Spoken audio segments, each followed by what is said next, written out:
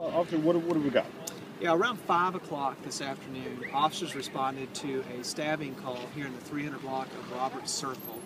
Unfortunately, when officers arrived, or actually when they were still en route, the call had been changed to a shooting in progress with some updated information.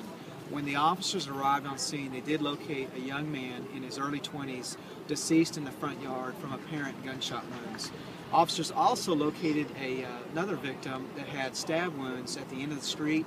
Apparently what happened was this young man in his 20s also had flagged down, or some neighbors had saw what had occurred and were trying to get that young man to a hospital. And so when officers located the stabbing victim at the end of the street, he was transported to the local hospital by EMS personnel in Dallas. At this point, we have multiple witnesses we're talking to, but it's very early in the investigation to determine what exactly happened or determine any motive. So at this point, we have one victim at a local hospital with stab wounds, and we have one young man that's deceased from an apparent gunshot wound. Do you don't know if the one who did the stabbing did the shooting, or yeah, it's just very preliminary. We do have our homicide investigators now on scene. They'll be interviewing our multiple witnesses to try to determine what happened, piece together a timeline, what led up to these events. Any idea how many people you're looking for?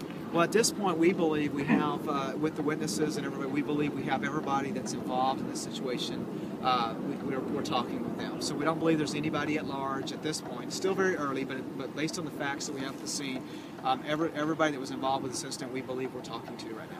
Was there anyone else involved that wasn't injured? So we've got one injured, one dead. So is it just those two? Or well, some of these witnesses that we're speaking to, we believe are potentially involved. We're just calling them witnesses at this point until we determine their exact involvement and why they were at the scene of the location.